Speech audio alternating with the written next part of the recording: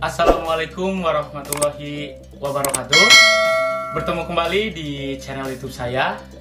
Jadi di video sebelumnya saya sudah membahas tentang tips-tips memilih LPK yang baik yang benar untuk memegang ke Jepang. Nah, jadi di video kali ini saya ingin melanjutkan, ingin mengedukasi istilahnya ingin memberitahu kepada kalian tentang bagaimana sih cara menghadapi interview user Jepang. Jadi bagi kalian yang belum tahu, jadi interview user Jepang itu adalah interview tahap akhir di mana nantinya kalian itu akan bertemu langsung dengan dari pihak tim rekrutmen dari PT Jepang itu. Kalau di Indonesia itu seperti kayak HRD ya, kayak gitu, semacam kayak gitu. Jadi nanti biasanya itu ada yang lewat virtual atau Zoom gitu, ada juga yang nantinya bertatap muka langsung. Nah, di dalam video kali ini saya akan membahas dan akan mengasih tips-tips agar lolos untuk Mensetsu. Dengan skip video saya, ikuti terus di channel YouTube saya Jadul Gaul.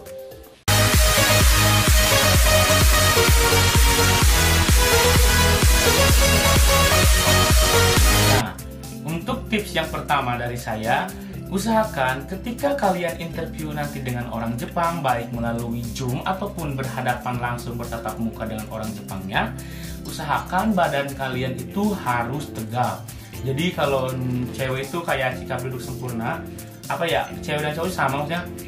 Misalnya gini, kayak tegap sempurna, jangan laya-laya kayak gini, itu tidak boleh dilakukan, harus dihindari. Jadi apa sih fungsi tegap ini? Jadi fungsinya itu kayak untuk meyakinkan gitu. Jadi tips yang pertama dari saya, usahakan duduknya itu dengan tegap, tapi jangan tegang ya, tetap gini dengan tegap lurus, tapi dengan relax ya, dengan santai, tidak usah dibuat-buat, tapi dengan relax, oke?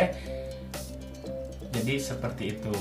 Untuk tips selanjutnya yang kedua dari saya, yaitu usahakan ketika interview kalian itu mimik mukanya itu harus senyum gini. Jangan jangan senyum, maksudnya bukan senyum cengengesan, tapi dalam artian mukanya itu senyum. Walaupun misalkan yang ditanya, jadi kan biasanya itu interview itu 3 orang atau 5 orang sekali masuk atau sekali interview.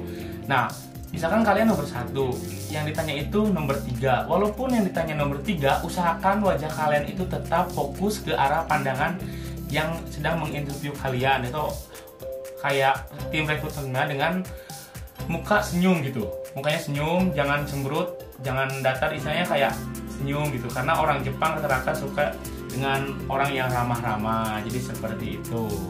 Usahakan muka kalian senyum dan jangan asem, dan jangan juga senyumnya dibuat-buat, tapi dengan kayak biasa aja, kayak gini misalkan contohnya. Jadi seperti itu. Nah, yang ketiga ini adalah usahakan kalian berbicara dengan suara yang lantang.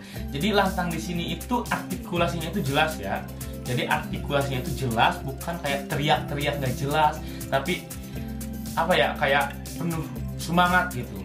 Dengan lantang kayak meyakinkan ke pihak interview bahwa kalian itu layak untuk dipilih. Jadi dari situ juga udah bisa dinilai bahwa kalian itu orangnya tipe orang yang bersemangat dan bersungguh-sungguh. Dan untuk tips yang selanjutnya, kalau misalkan sama pihak penginterviewnya itu kalian disuruh bertanya, kalian bertanya aja. Kalau misalkan kalian tidak bisa berbahasa Jepang dengan lancar, biasanya itu saat interview itu ada penerjemah dari pihak LPK itu, jadi yang akan menerjemahkan. Kalian silahkan bertanya aja, kalian harus aktif di situ, harus bertanya tentang pekerjaannya kayak gimana dan seperti apa, kalian tanyakan aja, karena itu nggak apa-apa.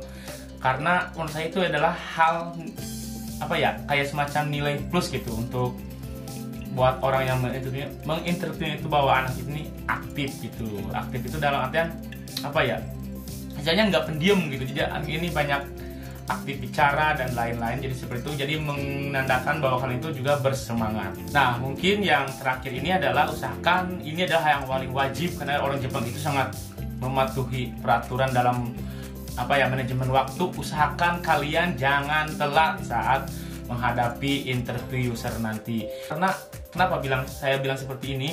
Karena waktu angkatan saya juga nggak banyak sih, cuman ada beberapa orang yang telat, mungkin karena macet atau karena apa nggak tahu, jadi akhirnya mereka tidak bisa mengikuti interview user. Sayang sekali ya, padahal kalau di rumahnya udah rapi, udah memakai pakaian dengan baik, dengan rapi, dengan segala persiapan, tapi dengan hanya karena kesalahan satu itu, karena telat, akhirnya kalian harus pulang dan tidak bisa mengikuti interview user dengan orang Jepang. Jadi semoga dalam video ini bisa membantu atau bisa menambah wawasan bagi kalian yang ingin pergi magang ke Jepang pada tahun-tahun ini ataupun tahun-tahun berikutnya.